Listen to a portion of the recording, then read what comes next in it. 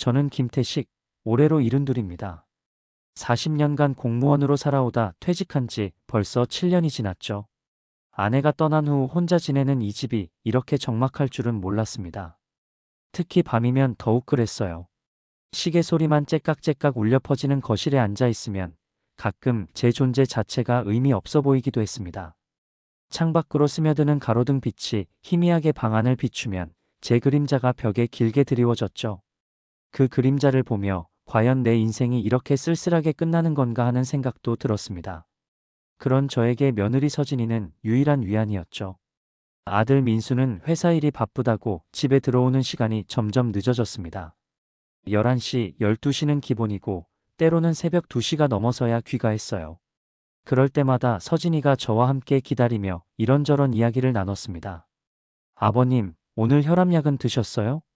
서진이는 늘 이렇게 물었습니다. 제가 깜빡할 때가 많았거든요. 아, 맞다. 까먹을 뻔했네. 제가 알람 맞춰드릴까요? 매일 같은 시간에 드셔야 하는데. 서진이의 세심함이 고마웠습니다. 43 나이에도 여전히 단정하고 우아한 모습을 유지하고 있었어요. 결혼한 지 15년이 지났는데도 처음 만났을 때의 품위를 잃지 않았습니다. 무엇보다 저를 진심으로 챙겨주는 것 같았거든요. 어느 날 저녁 민수가 또 늦는다는 연락을 해왔을 때였죠. 서진이가 저녁상을 차리며 말했습니다. 아버님, 민수 오빠가 요즘 너무 바쁘시죠? 그러게 말이야. 예전엔 그래도 가족과 보내는 시간을 소중히 여겼는데. 서진이는 잠시 설거지하는 손을 멈췄습니다. 그리고 조심스럽게 입을 열었어요. 아버님께서 평생 모아오신 재산들. 나중에는 누구에게 가야 할까요? 순간 제 손에 들고 있던 찻잔이 살짝 떨렸습니다. 예상치 못한 질문이었거든요. 왜 갑자기 그런 이야기를? 아, 죄송해요. 그냥 문득 궁금해서요. 아버님께서 워낙 성실하게 사셨으니까 분명 많이 모아두셨을 것 같아서. 서진이의 목소리는 부드러웠지만 뭔가 이상했어요. 며느리가 시아버지에게 재산 이야기를 꺼낸다는 게 자연스럽지 않았거든요. 하지만 저는 그 미묘한 위화감을 대수롭지 않게 넘겼습니다. 민수가 잘 관리하겠지. 그럴까요? 요즘 민수 오빠 보면 집안일에는 정말 관심이 없는 것 같은데. 실제로 민수는 집안 대소사에 무관심했어요. 결혼기념일도 제 생신도 서진이가 챙겨주지 않으면 모르고 지나갈 정도였죠. 그날 밤 잠자리에 들면서도 서진이의 말이 계속 머릿속을 맴돌았습니다. 재산 이야기를 왜 꺼냈을까? 단순한 호기심일까? 아니면 다른 의도가 있는 걸까? 하지만 곧 그런 생각을 떨쳐냈어요. 서진이가 그럴 리 없다고 자신했거든요. 며칠 후 서진이의 행동에 미묘한 변화가 있었습니다. 평소보다 더 자주 제 방에 들어와 안부를 묻고 제가 좋아하는 차를 더 정성스럽게 끓여주었어요. 병원 갈 때마다 따라가겠다며 적극적으로 나섰습니다. 아버님 혼자 병원 가시면 어떻게 해요? 의사 선생님 말씀도 제대로 못 들으실 텐데. 괜찮다? 나 혼자서도 잘 다녔어. 아니에요. 앞으로는 제가 모시고 다닐게요. 민수 오빠는 바쁘시니까 제가 해야죠.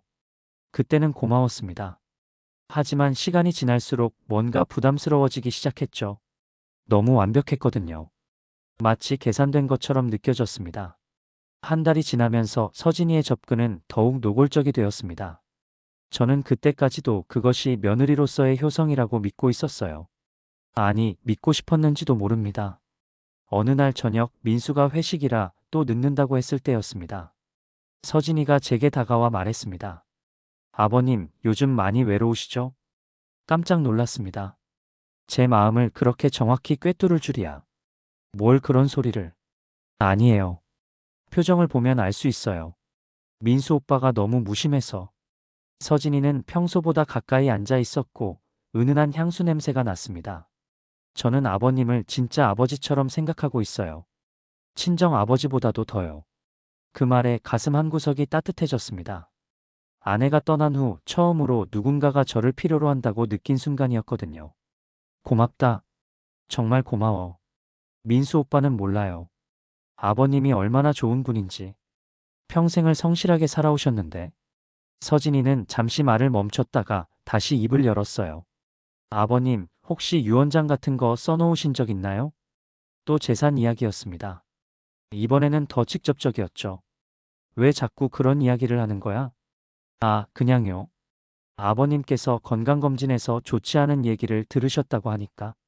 제가 최근 건강검진에서 의사가 주의하라고 한 건 맞지만 서진이는 직접 말한 적이 없었어요. 그런데도 어떻게 알고 있는 걸까 의문이 들었습니다. 서진아, 너 어떻게 그걸? 아, 민수 오빠한테 들었어요. 걱정돼서 물어봤거든요. 그럴듯했지만 뭔가 석연치 않았습니다. 아버님, 제가 아버님 건강관리를 도와드릴게요. 병원 스케줄도 제가 정리해드리고 약 복용 시간도 체크해드릴게요. 서진이는 진심으로 도와주려는 것 같았어요. 그리고 다시 한번 재산 이야기를 꺼냈습니다. 아버님이 평생 모으신 재산이 제대로 관리되어야 하잖아요. 민수 오빠는 돈 관리에 영 소질이 없으시니까. 그 말은 맞았습니다. 민수는 어려서부터 돈 관념이 약했고 모든 살림은 서진이가 도맡아 했거든요. 그래서 제가 생각하기에는 아버님이 직접 관리하시는 게 좋을 것 같아요. 아니면, 아니면, 아니면 저같이 아버님을 진심으로 모시는 사람이 도와드리는 거죠. 그 순간 서진이의 속셈을 어렴풋이 알 것 같았지만 확신할 수는 없었습니다. 서진아, 내 마음은 고맙지만 아버님, 저는 정말 아버님만 생각해서 하는 말이에요. 민수 오빠가 아버님께 얼마나 무심한지 아시잖아요. 서진이의 말에는 일리가 있었습니다. 민수는 정말 무심했거든요. 그날 밤 저는 오랫동안 잠들지 못했습니다. 서진이의 말들이 머릿속에서 맴돌았어요. 과연 제가 민수에게 재산을 물려주는 것이 옳은 일일까? 아니면 서진이 말처럼 더 신중하게 생각해 봐야 할까? 시간이 흐르면서 서진이의 행동은 점점 더 노골적이 되었습니다.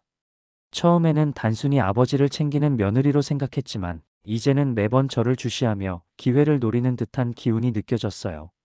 저는 그 따뜻함에 마음이 흔들리면서도 동시에 불안감을 떨쳐낼 수 없었습니다. 어느 날 민수가 출장을 간다며 사흘간 집을 비운다고 했습니다. 그날 밤 집안은 적막했고 서진이와 저만 남았죠. 서진이는 평소와 다르게 얇은 잠옷 차림으로 제 방에 들어왔습니다. 저는 순간 얼어붙었습니다. 아버님, 잠 안 오세요? 아, 괜찮다. 그냥 잠이 안 올 뿐이야. 서진이는 침대 가장자리에 앉더니 은은한 향수가 코끝을 스쳤습니다. 가까이서 보니 손이 제 손등에 닿았어요. 너무 따뜻하고 부드러웠습니다. 오랫동안 여자의 손길을 느껴보지 못했던 저는 순간 혼란스러웠죠. 사실 저 아버님을 정말 많이 의지하고 있어요. 민수 오빠보다도 더요. 그 말에 심장이 뛰었습니다. 하지만 이성은 이미 흔들린 상태였죠. 서진아, 이러면 안 되는 거 아니야? 뭐가요? 감사의 마음을 표현하는 것뿐인데요. 서진이는 제 말에 아랑곳하지 않고 말을 이어갔습니다. 아버님, 혹시 앞으로 저와 같이 살아가실 생각 없으세요? 가족이지만 혈연 관계는 아니잖아요. 서로 외롭고. 제 머리가 복잡해졌습니다. 분명 잘못된 방향으로 가고 있다는 걸 알면서도 한편으로는 그 따뜻함과 세심함에 이끌리고 있었거든요. 서진아, 우리는 가족이야. 이런 생각을 하면 안 돼. 가족이라는 게 뭐예요? 서로를 위해주는 사람들 아닌가요? 민수 오빠는 저를 위해준 적이 언제 있었어요? 서진이는 갑자기 눈물을 글썽이며 속삭였습니다. 아버님만이 저를 진짜 이해해 주시는 것 같아요. 저도 아버님을 위해드리고 싶어요. 진짜로요. 그 순간 저는 흔들렸습니다. 서진이의 눈물이 진짜처럼 느껴졌거든요. 하지만 지금 돌이켜보면 그것도 계산된 연기였을 가능성이 높습니다. 아버님, 저 한 가지 제안이 있어요. 눈물을 닦으며 말했습니다. 제가 앞으로 아버님을 평생 모시겠어요. 민수 오빠보다 더 잘 모시겠어요. 대신 숨을 멈췄습니다. 뒤에 나올 말을 예상할 수 있었거든요. 대신 아버님의 재산 일부를 제 이름으로 해주세요. 그럼 제가 아버님을 끝까지 책임지겠어요. 그때 저는 판단력을 잃고 있었습니다. 외로움과 서진이의 말에 완전히 넘어가 있었죠. 서진아, 그런 건 너무. 아버님, 저 정말 진심이에요. 앞으로 모든 걸 책임질게요. 건강도 외로움도 모든 걸 제가 채워드릴게요. 서진이의 손이 제 뺨을 부드럽게 어루만졌습니다. 그 순간 저는 모든 걸 잃을 뻔했어요. 이성도 판단력도 자존심까지도. 생각해볼게. 제가 겨우 내뱉은 말이었습니다. 서진이는 만족스러운 미소를 지었죠. 고맙습니다, 아버님. 후회하지 않으실 거예요. 그날 밤 저는 잠들지 못했습니다. 잘못된 감정이 차오르면서도 그 달콤함에 빠져나올 수 없었거든요. 사장, 드러나는 의도. 다음 날 아침, 오랜 친구 정화가 찾아왔습니다. 아내 생전부터 알고 지낸 친구였죠. 태씨가 웬일로 이렇게 일찍? 서진이가 차를 가져다 주었지만 정화의 눈빛은 날카로웠습니다. 서진아, 미안한데 잠깐만 나가줄래? 서진이가 나간 후 정화는 속삭였습니다. 태씨가 너 요즘 며느리랑 사이가 이상하다는 소문 들었다. 심장이 덜컥 내려앉았습니다. 무슨 소리야? 서진이는 그냥 나를 잘 챙겨주는 거야. 그래? 그런데 어젯밤 동네 어르신이 봤다는데 서진이가 내 방에 들어가는 걸. 저는 아무 말도 할 수 없었습니다. 실제로 서진이가 들어왔거든요. 태씨가 정신 차려. 지금 뭐 하고 있는 거야? 아니야, 정화야. 내가 오해하는 거야. 외롭다고 며느리랑 그런 생각을 해? 태씨가 정말 실망이다. 정화는 화가 나 있었습니다. 친구로서 제가 잘못된 길로 가는 걸 막으려 한 거죠. 내가 서진이에 대해 좀 알아볼게. 뭔가 이상해. 정화야, 그러지 마. 서진이한테 상처 줄 수도 있어. 상처? 지금 상처받는 건 너야, 멍청아. 정화가 돌아간 후 서진이가 다시 들어왔습니다. 아버님, 정화 이모가 뭐라고 하셨어요? 별거 아니야. 안부 인사하러 온 거야. 서진이는 안도의 표정을 지었고 다시 제게 다가왔습니다. 아버님, 어제 제가 드린 제안 어떻게 생각해 보셨어요? 아직 생각 중이야. 너무 오래 생각하지 마세요. 기회는 계속 있는 게 아니거든요. 서진이의 말투에는 압박이 섞여 있었습니다. 예전의 공손함이 줄고 계산적인 기운이 느껴졌습니다. 일주일이 지나면서 민수에게서 충격적인 소식이 들려왔습니다. 회사에서 중요한 계약을 망쳐 막대한 손해를 끼쳤다는 겁니다. 집에 돌아온 민수의 모습은 평소와 달리 힘없이 늘어져 있었습니다. 아버지, 저 큰일 났어요. 민수는 제 앞에 무릎을 꿇고 고개를 숙였습니다. 45년 살면서 이렇게 절망적인 모습을 본 건 처음이었죠. 무슨 일이야, 민수야? 계약서 작성 실수 때문에 회사에 10억 원 손해를 끼쳤대요. 최악의 경우 해고될 수도 있어요. 말을 듣는 순간 심장이 얼어붙었습니다. 10억이라니 민수가 평생 벌어도 갚기 힘든 금액이었습니다. 그때 서진이가 나타났습니다. 평소와 달리 표정이 차갑고 날카로웠습니다. 이런 일이 또 벌어질 줄 알았어요. 서진아, 그건 너무한 거 아니야? 민수 오빠는 원래 일 처리가 엉성해요. 집에서도 밖에서도 마찬가지고요. 민수는 저를 바라보지도 못한 채 고개를 숙였습니다. 서진이는 저에게 다가와 속삭였습니다.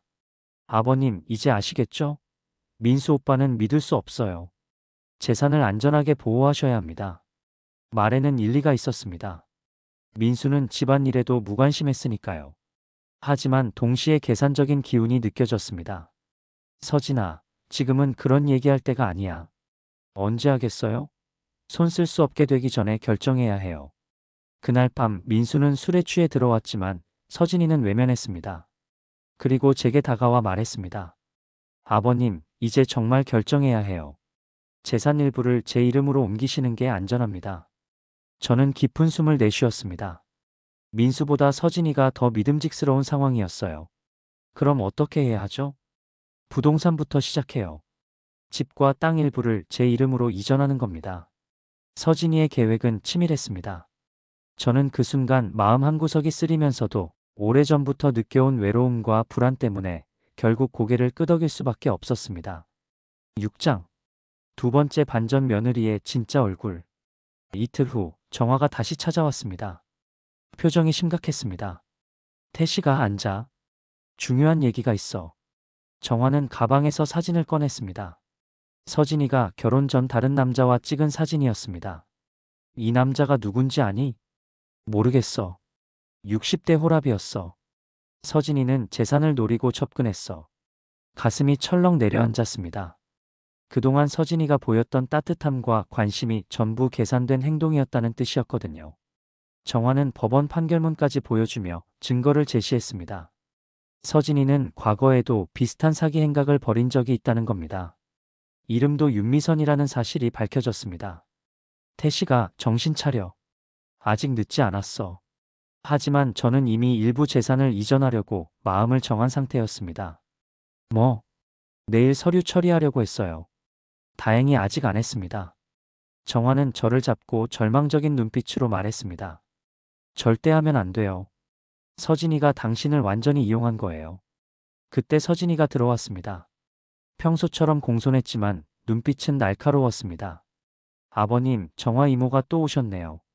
저는 순간 얼어붙었습니다. 그녀가 제 생각을 간파한 것 같았습니다. 다음 날 아침, 저는 마음을 정했습니다. 서진이를 시험해 보기로 했죠. 서진아, 은행에 가서 모든 재산을 내 이름으로 바꾸기로 했어. 서진이의 눈빛이 번쩍 빛났지만 곧 평정을 되찾았습니다. 아버님, 그렇게까지 하실 필요 없어요. 하지만 저는 눈치챘습니다. 기쁨과 흥분이 눈빛에 스며 있었거든요. 민수는 믿을 수 없으니까. 정말 괜찮으신가요? 물론이지. 대신 약속해. 평생 나를 모시겠다고. 서진이는 손을 잡으며 약속했습니다. 당연하죠. 아버님을 끝까지 모실 거예요. 그 순간 서진이의 본색이 드러났습니다. 차갑고 계산적인 눈빛이었어요. 오늘 당장 가시죠. 시간이 늦어질수록 위험해요. 위험하다니? 민수 오빠가 알면 말릴 수 있잖아요. 저는 한 가지를 물었습니다. 결혼 전에 다른 남자와 사귄 적 있지? 서진이는 순간 굳었고 결국 주저앉았습니다. 맞아요. 처음부터 계획적이었어요. 민수와 결혼한 것도 재산을 노린 거였어요. 그 순간 민수와 정화가 들어왔습니다. 모두 상황을 지켜보고 있었던 것이죠. 민수는 충격과 분노에 휩싸였고 정화는 서진이에게 다가가 말했습니다. 지금까지 한 일 다 증거 있어. 과거 일도 포함해서. 서진이는 비웃으며 일어났습니다. 받을 건 받고 갈 거예요. 위자료요. 하지만 정화가 단호히 말했습니다. 위자료? 내가 사기 전과자에게? 서진이의 계획은 완전히 무너졌습니다. 그녀가 나간 후 민수가 무릎을 꿇고 사과했습니다. 아버지, 죄송해요. 너무 무심했어요. 민수야, 너도 피해자야. 나만 그런 게 아니야. 저는 창밖을 바라보며 말했습니다. 나이 들어서 지켜야 할 건 돈이 아니라 자존심이었어. 외로움 때문에 그걸 잃을 뻔했지. 그날 이후 저는 진짜 가족과 함께 남은 시간을 보내며 평온함을 되찾았습니다. 민수는 약속대로 자주 찾아왔고 정화도 좋은 친구로 남았습니다. 서진이 없는 집은 적막했지만 이제는 진짜 소중한 것이 무엇인지 알게 되었습니다.